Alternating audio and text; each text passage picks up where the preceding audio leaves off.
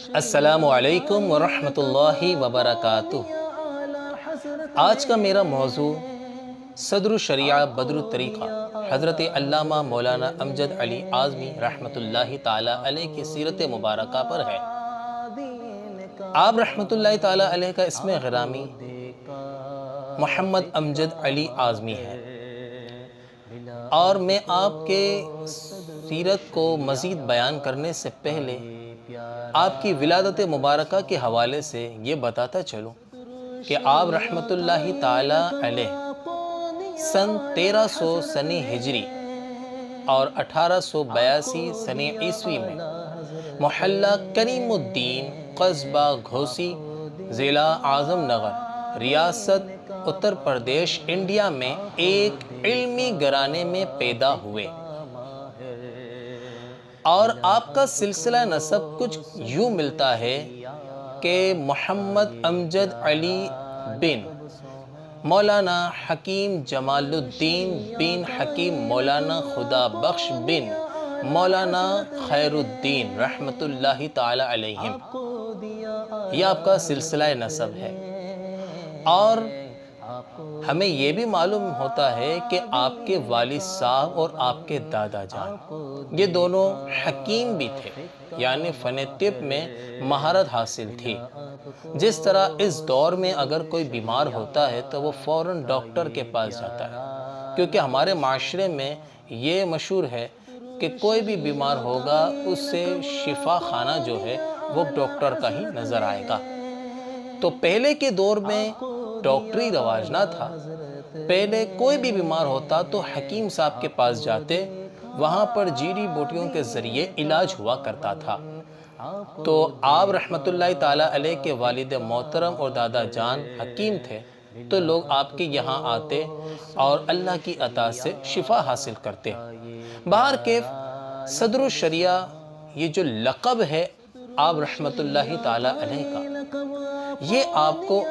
امام اہل سنت شاہ امام احمد رضا خان فاضل بریلوی رحمۃ اللہ تعالیٰ علیہ نے دیا۔ یہ اس لیے دیا کہ آپ رحمۃ اللہ تعالیٰ علیہ فقہ حنفی میں کافی ماہر تھے۔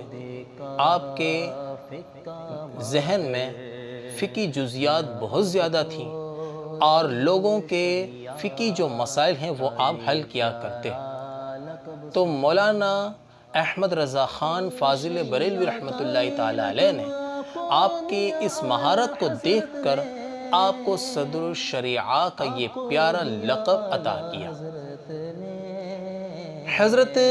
مفتی امجد علی اعظمی رحمۃ اللہ تعالیٰ علیہ کے علم دین حاصل کرنے کے حوالے سے ہمیں کتابوں میں کچھ یوں ملتا ہے کہ آپ نے ابتدائی تعلیم اپنے دادا جان مولانا خدا بخش رحمۃ اللہ تعالیٰ علیہ سے گھر میں حاصل کی، اور پھر اپنے قصبہ میں مدرسہ ناصر العلوم میں جا کر مولانا الہی بخش رحمۃ اللہ تعالیٰ علیہ سے کچھ تعلیم حاصل کی۔ پھر جون پور پہنچے اور وہاں پر اپنے چچا زاد بھائی اور اسی طرح استاذ العلماء مولانا محمد صدیق رحمۃ اللہ تعالیٰ علیہ سے کچھ اسباق یعنی کچھ سبق کچھ کتابیں ان سے پڑھیں۔ پھر آپ نے علامہ ہدایت اللہ خان رحمۃ اللہ تعالیٰ علیہ سے کچھ علم دین حاصل کیا، اور کتابوں میں ملتا ہے کہ جونپور میں جس ادارے میں آپ نے ان ہستیوں سے تعلیم حاصل کی، اسی ادارے میں آپ نے درس نظامی کو مکمل کیا، اور دورہ حدیث آپ نے استاذ المحدثین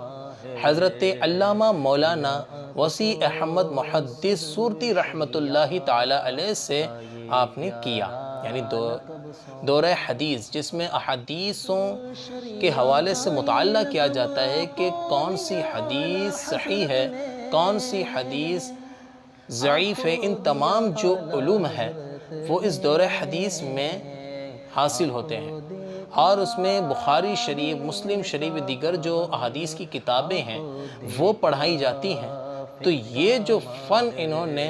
حضرت مولانا وسیع احمد محدث سورتی سے باقاعدہ یہ علم حاصل کیا، اور پھر کہا جاتا ہے کہ مولانا وسیع احمد سرتی رحمۃ اللہ تعالی علیہ، آپ رحمۃ اللہ علیہ یعنی مولانا امجد علی اعظمی کے حوالے سے یوں فرماتے ہیں، الفاظ یہ ہیں کہ مجھ سے اگر کسی نے پڑھا تو امجد علی نے نہ، یعنی کہ یہ جو جملہ کہنا یہ اس بات پر اشارہ کرتا ہے کہ امجد علی اعظمی رحمۃ اللہ تعالی علیہ اتنے ذہین و فطین تھے، اس علم کو حاصل کرنے میں اتنے شوقین تھے، اور اس علم کو حاصل کرنے میں اتنا جذبہ تھا کہ آپ کے استاذ محترم نے آپ میں ان صلاحیتوں کو دیکھا تو یہ جملہ کہنے پر مجبور ہوئے کہ یقیناً مجھ سے اگر کسی نے پڑھا تو امجد علی نے۔ تو یہ ایک آپ کی شان آپ کے استاذ محترم بیان فرماتے ہیں، اور اگر استاد اگر کسی شاگرد کی تعریف کر دے تو یقیناً اس شاگرد کے اندر کچھ نہ کچھ تو ہے، تو یقیناً یہ آپ کی ایک کرامت امید ہے کہ تا قیامت جاری رہے گی، وہ اس طرح جاری رہے گی کہ اس دور میں فقہ حنفی کی اردو جو کتاب جو بالکل آسان ہے، جو مختلف مکتبوں میں مختلف جلدوں پر مشتمل ہے، جس کا نام بہار شریعت ہے، یقیناً آپ نے اس کتاب کو جو تحریر فرمایا جس سے عوام الناس بہت فائدہ اٹھا سکتی ہے، مگر ساتھ میں یہ بھی بتاتا چلوں کہ ہماری عوام بالکل غافل ہے، علم حاصل کرنے میں بہت سستی کا مظاہرہ کرتی ہے۔ میں کہتا ہوں کہ اگر عوام الناس اس کتاب بہار شریعت کا اگر صحیح معنوں میں مطالعہ کرے تو کئیوں مسائل کو بآسانی جان سکتی ہیں، اور عوام الناس اپنے کئیوں مسائل کو یوں حل بھی کر سکتی ہے۔ یہ ایک آپ کی کرامت ہے کہ آپ نے کئیوں کتابوں کو نچوڑ کر اس کتاب یعنی بہار شریعت کے اندر بالکل بہا دیا کہ عوام الناس اگر صحیح معنوں میں یقیناً اگر مطالعہ کر لیں تو اپنے کئیوں مسائل کو اس کتاب کے ذریعے حل بھی کر سکتی ہیں۔ حضرت علامہ مولانا مفتی محمد امجد علی اعظمی رحمۃ اللہ تعالی علیہ کی ایک بہت ہی پیاری کرامت وہ یہ ہے کہ آپ کا حافظہ بہت قوی تھا، یعنی آپ کے حافظہ انتہائی مضبوط، وہ اس طرح کہ آپ کسی کتاب کا اگر مطالعہ کرتے تو وہ آپ کو برسوں تک یاد رہتی، یا کوئی بات اگر آپ سماعت کرتے وہ بھی آپ کو برسوں تک یاد رہتی۔ اگر برسوں میں اگر کوئی آپ سے اس کتاب کے حوالے سے کچھ پوچھ لے، یا پھر کوئی آپ سے کوئی بات کچھ پوچھ لے جو آپ نے برسوں پہلے سنی تھی، تو وہ آپ اس طرح بیان کرتے جیسے آپ نے ابھی وہ کتاب پڑھی ہے یا وہ بات آپ نے ابھی سماعت کی ہے، یعنی آپ کا حافظہ بڑا قوی تھا۔ اسی طرح کتابوں میں ملتا ہے کہ آپ رحمۃ اللہ تعالی علیہ ایک عبارت کو اگر 3 مرتبہ پڑھ لیتے نا تو وہ آپ کو بالکل مضبوطی کی صورت میں یاد ہو جاتی۔ اور اسی طرح یہ بھی بتایا جاتا ہے کتابوں میں کہ آپ رحمۃ اللہ تعالی علیہ نے ایک مرتبہ یہ ارادہ کیا کہ میں قافیہ کی عبارت زبانی یاد کر لوں۔ اب قافیہ کے حوالے سے میں آپ کو بتاتا چلوں کہ یہ قافیہ جو کتاب ہے یہ درس نظامی میں پڑھائی جاتی ہے، اور یہ عربی گرامر پر مشتمل ہے،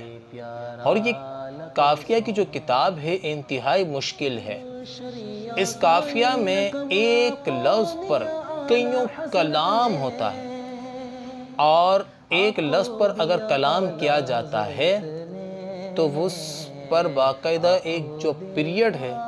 یہاں تک کہ 2 پیریڈ بھی گزر جاتے ہیں۔ انتہائی مشکل کتاب ہے، اور دارالعلوموں میں یہ کتاب پڑھائی جاتی ہے، یعنی کہ اگر میں یوں کہوں کہ اکثر اداروں میں یہ قافیہ پوری نہیں پڑھائی جاتی، کیونکہ آج کل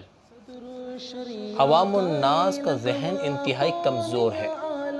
کہ مشکل چیز کو قبول نہیں کرتے، ہر طرف آسانی دیکھتے ہیں۔ تو یہ کتاب بڑی مشکل ہے۔ اس مشکل کتاب جس سے ہمارے جو طلباء کرام و طالبات ہیں اس کتاب سے بھاگتے ہیں،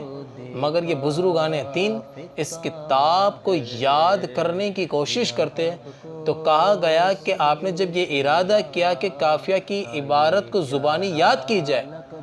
تو آپ نے اس کتاب کو ایک دن کے اندر پوری یاد کر لی۔ تو یہ ہے آپ کی کرامت کہ آپ رحمت اللہ تعالیٰ علیہ کا حافظہ کتنا مضبوط تھا۔ یہ اللہ کی طرف سے دین ہے اور یہ اولیاء کرام کی کرامات میں بالکل ثابت ہوتی ہے۔ خلیفہ اعلیٰ حضرت علامہ مولانا مفتی امجد علی اعظمی رحمت اللہ تعالیٰ علیہ نے اپنی زندگی میں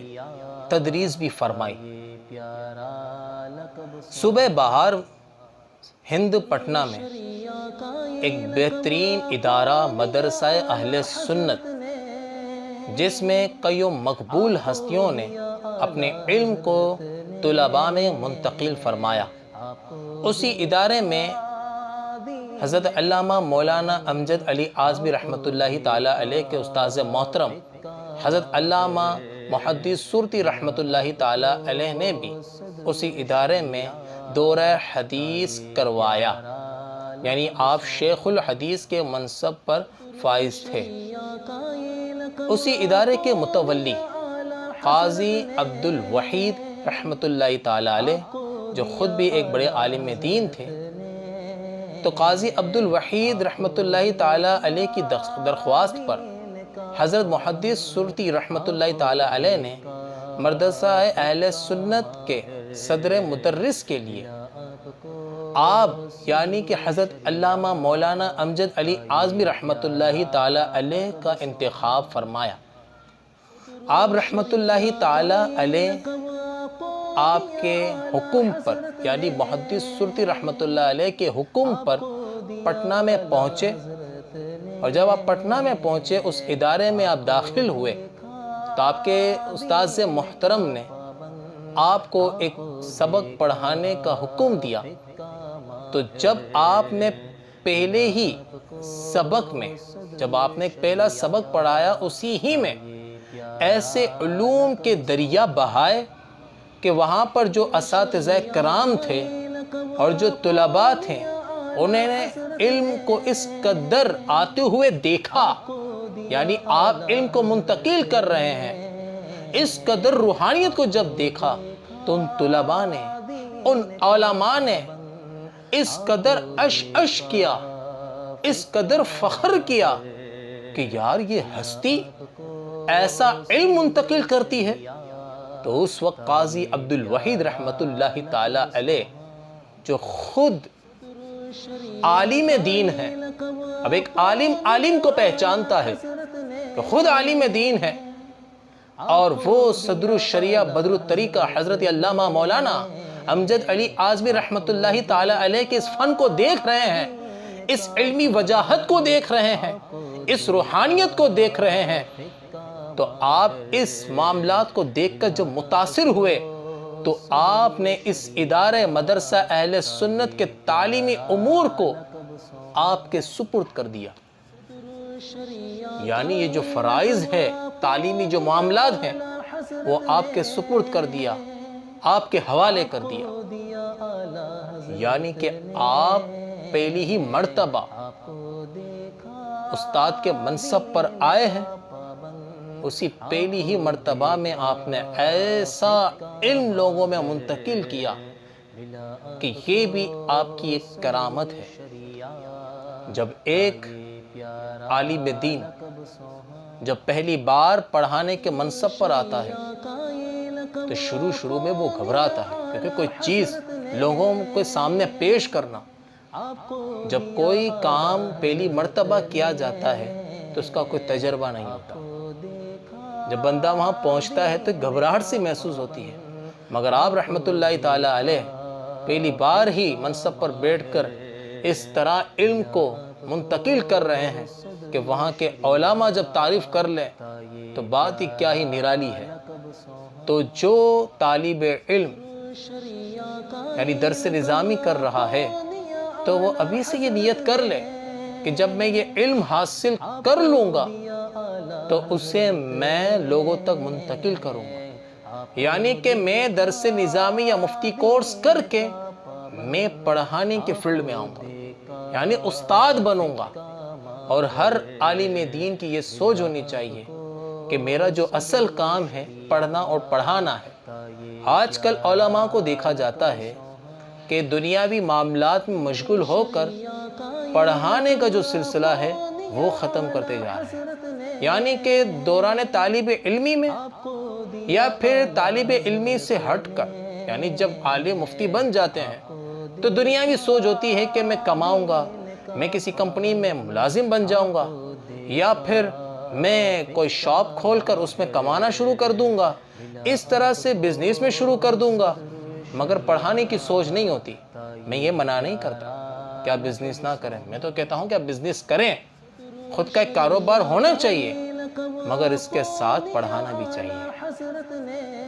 دین کی تبلیغ بھی کرنی چاہیے، ممبر رسول کی ذمہ داری لینی چاہیے، درس قرآن کرنا چاہیے، درس حدیث کرنا چاہیے، یعنی اپنا اصل جو مقصد ہے اس سے مت چھوڑیں، اس سے تھام کر رکھیں، انشاءاللہ الجلیل خوب کرم ہوگا۔ اللہ سے دعا ہے کہ اللہ تبارک و تعالی ہمیں دینی تعلیم کو لوگوں تک منتقل کرنے کی سعادت عطا فرمائے۔ حضرت علامہ مولانا امجد علی اعظمی رحمۃ اللہ تعالی علیہ کا ذریعہ معاش کیا تھا؟ آپ رحمۃ اللہ تعالی علیہ مدرسہ اہل سنت میں تدریسی فرائض سر انجام جب دے رہے تھے تو اللہ تبارک تعالیٰ نے اسی تدریسی فرائض سر انجام دینے کا جو ذریعہ ہے یہی گزر بسر کا ذریعہ بنایا، اور جب مدرسہ اہل سنت کے متولی مرحوم قاضی عبد الوحید رحمۃ اللہ تعالی علیہ رحلت فرما گئے، یعنی دنیا فانی سے رخصت فرما گئے، تو آپ رحمۃ اللہ تعالی علیہ کے بعد کچھ نااہل لوگ اس منصب پر فائز ہو گئے، یعنی کہ یہ جو سارے انتظامات نااہل لوگوں نے سنبھالے۔ جب کوئی نااہل کسی منصب پر آ جاتا ہے تو وہ جو نظام ہوتے ہیں وہ سارے کے سارے دھرم بھرم ہو جاتے ہیں، تو اسی لیے کہا جاتا ہے کہ جو مدارس کے جو نظام ہے، مساجد کے جو نظام ہے، وہ علماء اہل سنت یا مفتیان کرام کے حوالے کیے جائیں کہ جو قرآن و حدیث کے اصولوں کے مطابق ان اداروں کو اور ان مساجدوں کو صحیح معنوں میں چلا سکیں۔ اس دور میں آپ دیکھتے ہی ہوں گے کہ کچھ نااہل لوگ جب مدارس سنبھالتے ہیں تو اس مدارس کے اندر ہر طرح کے مصائب کو پیدا کر دیتے ہیں۔ جو نااہل ہے وہ خرابی ضرور پیدا کرتے ہیں، پھر ان کے جو فنڈز ہوتے ہیں ان میں گھپلا کر دیتے ہیں، اس طرح کے معاملات ہوتے ہیں۔ تو جب نااہل لوگ مدرسہ اہل سنت کے انتظامات کو سنبھالنے لگے تو صدر الشریعہ بدر الطریقہ حضرت علامہ مولانا امجد علی اعظمی رحمۃ اللہ تعالی علیہ کو سخت تکلیف ہوئی، اور آپ دل برداشتہ ہو کر جو سالانہ تعطیلات ہوتی تھیں اس میں آپ اپنے گھر پہنچے، اور وہیں سے آپ نے اپنا استعفیٰ تیار کیا اور وہ مدرسہ اہل سنت میں بھجوا دیا، یعنی آپ نے استعفیٰ دے دیا، اور آپ رحمت اللہ تعالی علیہ جو مختلف جو ملازمت تھی ان میں خرابیوں کو اور برے حالات کو دیکھ کر آپ اس سے بالکل پیچھے ہٹ گئے، اور آپ اس بات پر توجہ دے رہے تھے کہ میں اپنا ذریعہ معاش کس چیز کو منتخب کروں، اور فوراً ہی آپ کے ذہن میں آپ اپنے والد محترم کا ایک خیال آیا اور ایک نصیحت یاد آئی کہ آپ کے والد صاحب نے فرمایا تھا کہ والد کی میراث حاصل کرنا چاہتے ہو تو والد کا علم سیکھو۔ آپ کے والد صاحب حکیم تھے، تو آپ کو اس وقت حکمت کا جو فن تھا وہ آپ کو نہیں آتا تھا۔ آپ رحمت اللہ تعالی علیہ نے ارادہ کیا 1326 سنہ ہجری میں آپ لکھنؤ تشریف لے گئے، یہ آپ کا ایک ارادہ تھا، اور 2 سال کا کورس حکمت کا آپ نے لکھنؤ میں کیا، اور جب آپ نے کورس کو مکمل کر لیا تو آپ اپنے وطن اصلی تشریف لائے اور وہاں پر آپ نے مطلب شروع کر دیا۔ حضرت علامہ مولانا امجد علی اعظمی رحمۃ اللہ تعالیٰ علیہ کے حوالے سے کتابوں میں یہ بھی ملتا ہے کہ جب آپ نے علم طب سیکھ لیا تو اسے آپ نے اپنے لیے ذریعہ معاش بنا لیا اور عوام الناس کا باقاعدہ علم طب کے ذریعے علاج فرماتے اور عوام الناس کو اس کا فائدہ بھی پہنچتا۔ تو ایک مرتبہ آپ اپنے استاذ محترم سے ملاقات کے لیے پیلی بھیت تشریف لے گئے۔ وہاں پہ استاذ محترم سے ملاقات کی اور استاذ محترم کو جب معلوم ہوا کہ آپ نے تدریسی جو فرائض سر انجام دے رہے تھے وہ آپ نے چھوڑ دیا، تو آپ کے استاذ محترم حضرت علامہ مولانا محدث سورتی رحمۃ اللہ علیہ کو بڑا افسوس ہوا، شدید افسوس ہوا، اور جب صدر الشریعہ بدر الطریقہ حضرت علامہ امجد علی اعظمی رحمۃ اللہ تعالیٰ علیہ اپنے پیر و مرشد اعلیٰ حضرت امام احمد رضا خان فاضل بریلوی سے ملاقات کے لیے اپنے استاذ محترم سے اجازت لی اور بریلی شریف تشریف لے جا رہے تھے، اس دوران آپ کے استاذ محترم نے اعلیٰ حضرت کے لیے خط لکھا اور اس میں آپ نے یوں تحریر فرمایا کہ جس طرح ممکن ہو آپ امجد علی اعظمی کو خدمت دین و علم دین کی طرف متوجہ کیجیے۔ جب یہ خط اعلیٰ حضرت رحمۃ اللہ علیہ تک پہنچا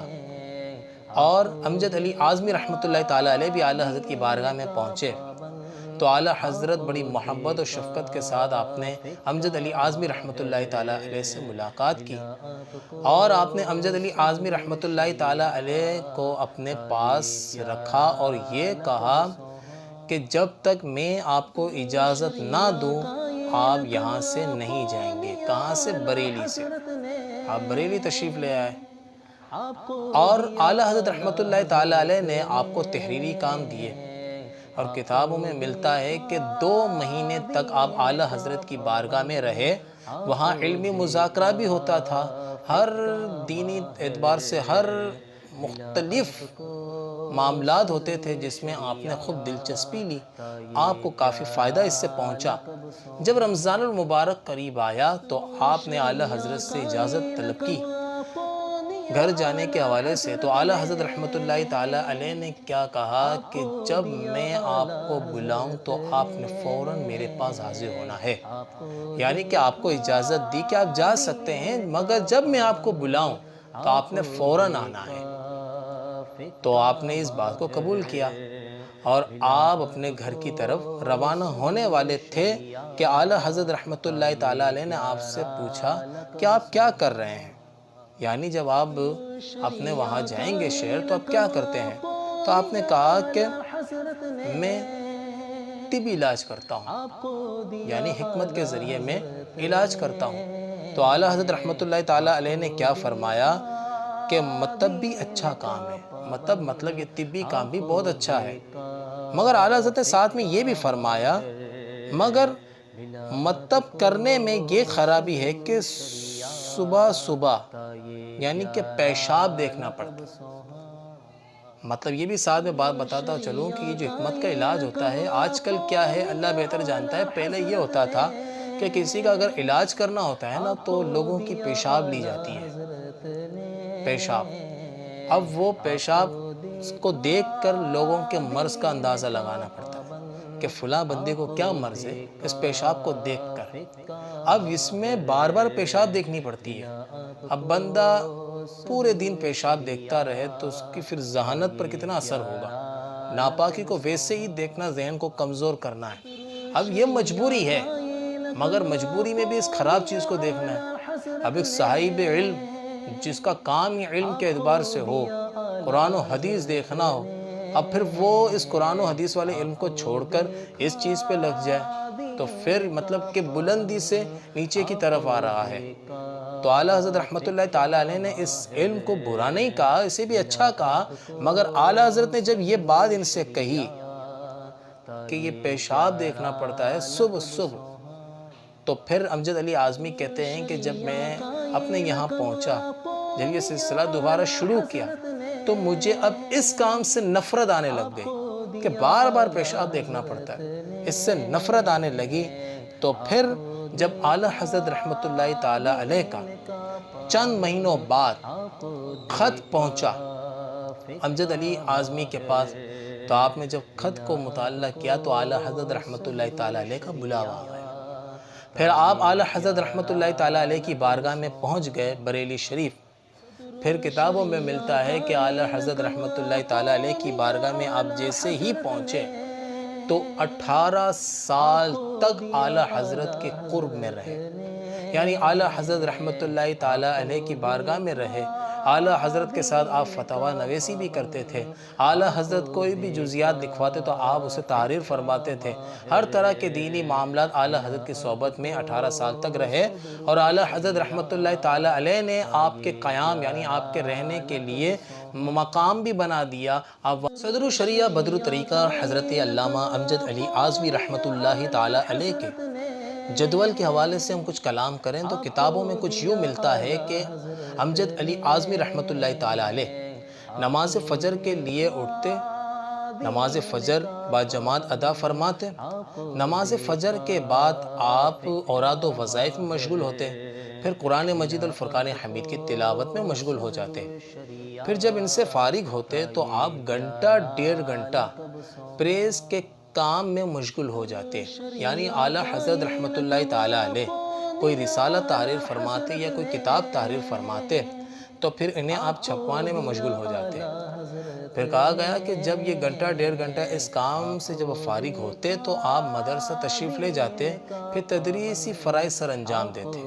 یعنی درس نظامی کی تعلیم آپ طلباء کو دیتے۔ پھر کہا جاتا ہے جب دوپہر ہوتی تو دوپہر کو آپ کھانا تناول کرتے، پھر اس کے بعد کچھ وقت ملتا تو اس میں بھی آپ پریس کے کام میں مشغول ہو جاتے۔ پھر جب نماز ظہر ہوتی تو آپ نماز ظہر ادا کرنے کے بعد آپ عصر تک دوبارہ مدرسے میں تدریسی فرائض سر انجام دیتے، پھر عصر سے لے کر مغرب تک آپ اعلیٰ حضرت کی بارگاہ میں بیٹھتے، وہاں پر کوئی علمی مذاکرہ ہوتا تو اس نشست میں آپ شرکت فرماتے۔ پھر اس کے بعد کہا جاتا ہے کہ مغرب سے لے کے عشاء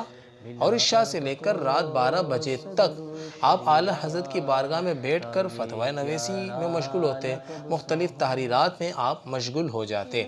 پھر جب آپ 12 بجے فارغ ہو جاتے تو پھر آپ اپنے گھر کی طرف جاتے۔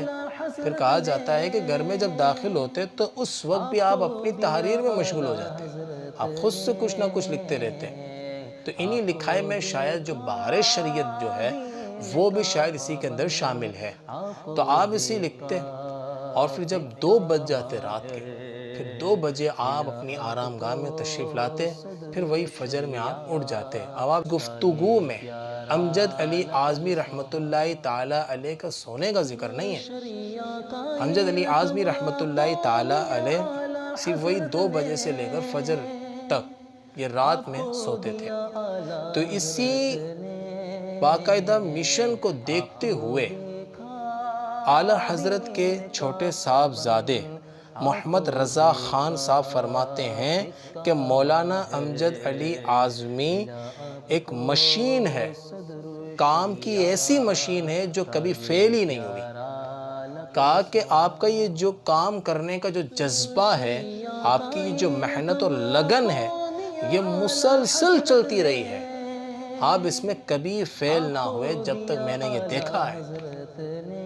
تو یہ ہے بزرگان دین جو جب کام کرتے تھے نا تو اس میں لگ جاتے تھے، وہ نہ یہاں دیکھتے نہ وہاں دیکھتے، اپنا ایک مشن ان کا ہوتا تھا، اسے پورا کرتے تھے۔ تو آپ احباب سے بھی یہی گزارش ہے کہ آپ اپنے شیڈول بنائیں، اپنا جدول بنائیں کہ مجھے کب کیا کرنا ہے اور کب کیا کرنا ہے۔ یہ خاص کر پیغام طلباء کرام کے لیے ہے کہ وہ اس مشن کو برقرار رکھنے کے لیے اپنا ایک شیڈول بنا لیں کہ مجھے کام کس وقت کرنا ہے، ہر کام وقت پر کریں، انشاءاللہ آپ خود کامیاب ہوتے ہوئے نظر آئیں گے، اور انشاءاللہ ہر جائز کام میں آپ کو کامیابی نصیب ہوگی۔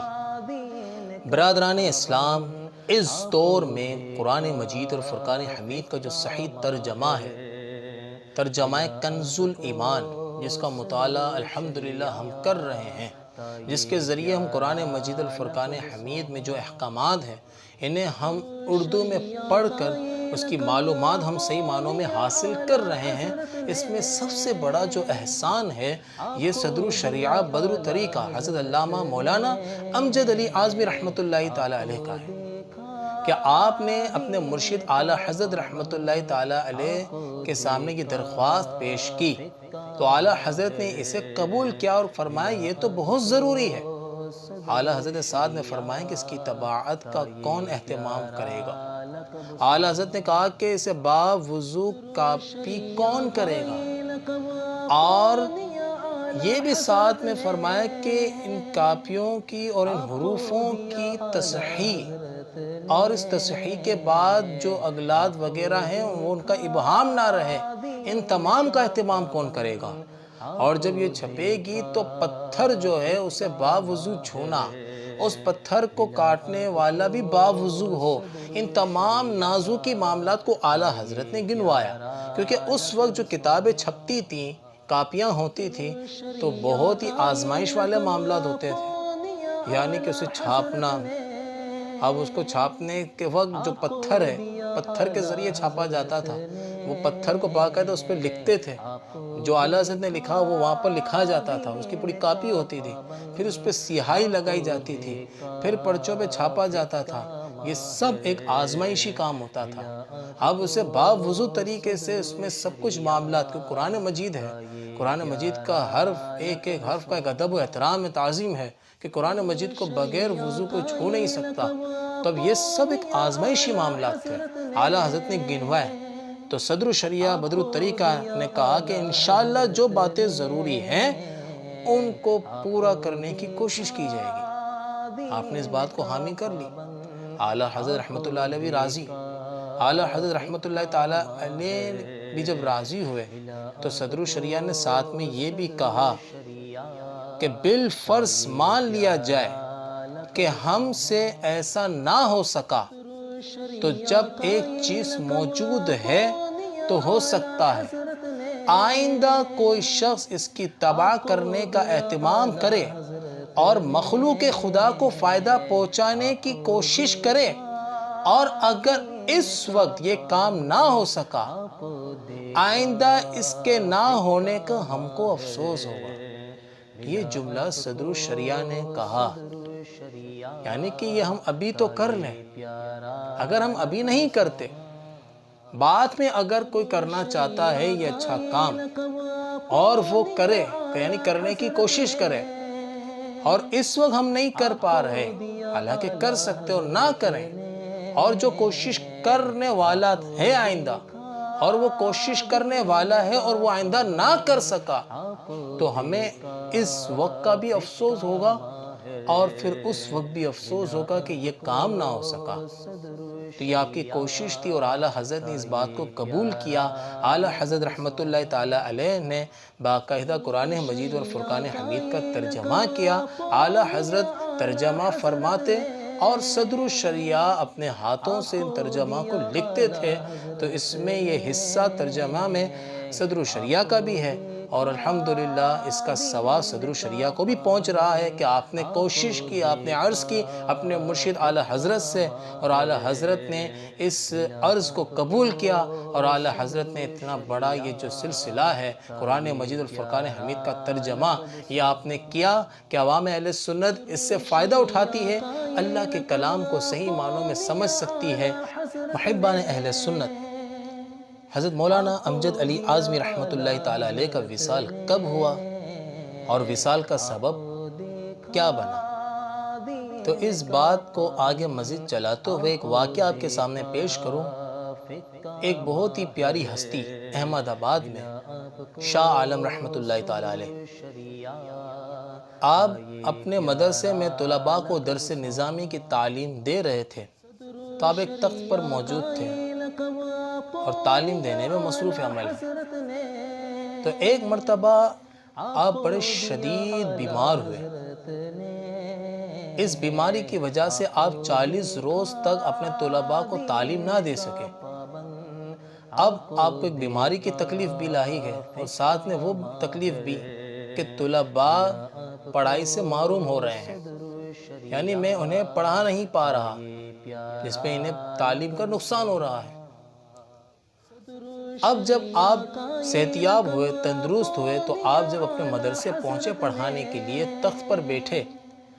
تو آپ 40 روز قبل کا جو سبق ہے وہ آپ نکال کر پڑھانا شروع کر دیا۔ طلباء بڑے تعجب کہ استاد صاحب یہ کیا کر رہے ہیں، 40 روز پہلے کا سبق مجھے پڑھا رہے ہیں۔ اب اس میں سے ایک طالب علم نے کہا کہ یا استاد جی، آپ نے کل تو ہمیں یہ پڑھایا تھا، اب 40 روز پہلے کا کیوں سبق ہمیں پڑھا رہے ہیں؟ اب شاہ عالم رحمۃ اللہ علیہ بھی حیران کہ یہ کیا کہہ رہا ہے، میں تو 40 دن تک آ نہیں رہا تھا۔ اسی وقت آقا علیہ السلام کا جاگتی آنکھوں سے دیدار ہو گیا۔ حضور علیہ السلام جلوہ افروز ہیں۔ آقا علیہ السلام فرماتے ہیں کہ شاہ عالم، جب تم بیمار ہوئے تھے تو بھی یہ ایک تکلیف لاحق تھی کہ میں اپنے طلباء کو نہیں پڑھا سک رہا، میرے طلباء کو نقصان ہو رہا ہے۔ اسی وقت میں تمہارے حلیے میں آ کر تمہارے طلباء کو میں پڑھا رہا تھا۔ شاہ عالم رحمۃ اللہ علیہ نے جب یہ بات سنی تو فوراً اس تخت سے کھڑے ہوئے۔ کیوں کھڑے ہوئے؟ اس لیے کہ جس تخت پر آقا علیہ السلام بیٹھے ہوں اور میں اس تخت پہ کیسے بیٹھ سکتا ہوں؟ اور اس تخت کو درخت پر باقاعدہ لٹکا دیا گیا، جہاں لوگ اس تخت کے نیچے کھڑے ہو کر اللہ سے دعا مانگتے ہیں۔ اللہ تبارک تعالیٰ اس بابرکت تخت کے صدقے میں ان تمام کی دعاؤں کو قبول کرتا ہے۔ تو ایک روز مولانا امجد علی اعظمی رحمۃ اللہ تعالیٰ علیہ اپنے مرید، کون سے مرید؟ جو خارا در میں مشہور ہیں، قاری محمد مصلح الدین صدیقی علیہ رحمہ، جن کا مزار جوڑیا بازار میمن مسجد مصلح الدین گارڈن کے احاطے میں ہے، جہاں پر قادری حضرات فیضان حاصل کرتے ہیں۔ ان کے قاری مصلح الدین رحمۃ اللہ علیہ کے مریدین بھی آتے ہیں، سید شاہ تراب الحق قادری رحمۃ اللہ علیہ کے بھی مریدین آتے ہیں، اختر رضا خان قادری رحمۃ اللہ علیہ کے بھی مریدین آتے ہیں ان سے فیضان حاصل کرنے کے لیے۔ وہ مرید امجد علی اعظمی اور قاری مصلح الدین صدیقی علیہ رحمہ احمد آباد تشریف لاتے ہیں اور شاہ عالم رحمۃ اللہ علیہ کے دربار پر حاضری دیتے ہیں، سلامی دیتے ہیں، فاتح خوانی کرتے ہیں۔ اس کے بعد تخت کے نیچے کھڑے ہو کر اللہ سے دعا کرتے ہیں۔ جب یہ دونوں ہستیاں دعا سے فارغ ہوتی ہیں تو قاری محمد مصلح الدین صدیقی علیہ رحمہ امجد علی اعظمی رحمۃ اللہ تعالی علیہ سے سوال کرتے ہیں کہ آپ نے کیا دعا مانگی؟ تو امجد علی اعظمی فرماتے ہیں کہ ہر سال حج نصیب ہونے کی، ہر سال حج نصیب ہونے کی۔ تو قاری مصلح الدین صدیقی علیہ رحمہ فرماتے ہیں کہ میں سمجھا حضرت کی دعا یہ ہوگی کہ جب تک زندہ رہوں حج کی سعادت حاصل ہو۔ ان کے ذہن میں یہ بات ہے، اور امجد علی اعظمی دوسری دعا کر رہے ہیں کہ ہر سال حج نصیب ہونے کی۔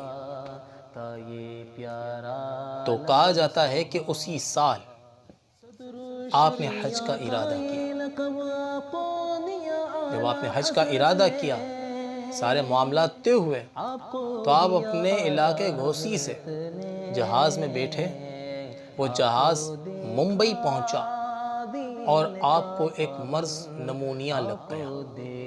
جس کی وجہ سے آپ شدید علیل ہوئے، اور یہی مرض اسی وقت آپ کو باقاعدہ دنیا فانی سے رخصت کروا گیا۔ اس وقت تاریخ 2 ذی القعدہ، یہ وہ تاریخ ہے جس میں ہم آپ کا عرس مناتے ہیں، اور اس عرس کی برکت بھی یہ ہے کہ جو بھی اس عرس میں آتا ہے وہ امجد علی اعظمی رحمۃ اللہ تعالی علیہ کا فیضان پاتا ہے۔ اور مختلف اقوال ہیں کہ لوگوں نے عرس کے دن آپ کی زیارت بھی کی ہے۔ کہتے ہیں کہ آپ خود بھی اپنے عرس میں تشریف فرما ہوتے ہیں۔ تو آپ 2 ذی القعدہ 1367 سنہ ہجری میں رخصت فرما ہوئے، اور وقت ہے 2:12:26، جس میں آپ دنیا فانی سے رسد ہوئے. اور سوال آپ کے ذہن میں یہ آئے گا کہ آپ نے یہ دعا کی کہ ہر سال حج نصیب ہو، مگر آپ تو حج نہ کر سکے. آپ نے کیا کہا؟ دعا پر غور کیجیے کہ ہر سال حج نصیب ہونے کی، ہر سال. تو ایک بڑی پیاری حدیث ہے جو آپ کے سامنے پیش کروں گا، اور آپ کہیں گے کہ یقیناً آپ کی دعا قبول ہوئی ہے. وہ حدیث شریف مسند ابی یعلا میں ہے کہ آقا علیہ الصلوۃ والسلام فرماتے ہیں کہ جو حج کے لیے نکلا اور فوت ہو گیا، یعنی انتقال کر گیا، تو قیامت تک اس کے لیے حج کرنے والے کا ثواب لکھا جائے گا. جو حج کے لیے نکلا اور انتقال کر گیا تو قیامت تک کے لیے اس کے لیے حج کرنے والے کے حساب سے، یعنی اس کے لیے نیکیاں لکھی جائیں گی. تو الحمدللہ تا قیامت تک امجد علی اعظمی کو یہ ثواب ملے گا. اور میں بھی یہی دعا کرتا ہوں کہ اللہ تبارک و تعالی مجھے بھی ایسی نیکیاں عطا فرمائے. آپ بھی یہ دعا کریں کہ اللہ تبارک و تعالی ہمیں بھی یہ نیکیاں عطا فرمائے کہ ہم بھی ہر سال حج کی سعادت حاصل کرتے بھی رہیں، اور جب موت ہو تو موت کے بعد بھی ہمیں یہ شرف ملتا رہے. اور اللہ سے دعا ہے کہ اللہ تبارک و تعالی ہمیں سیرت امجد علی اعظمی پر قائم رکھے اور ان کے ہر اداؤں کو ادا کرنے کی سعادت عطا فرمائے.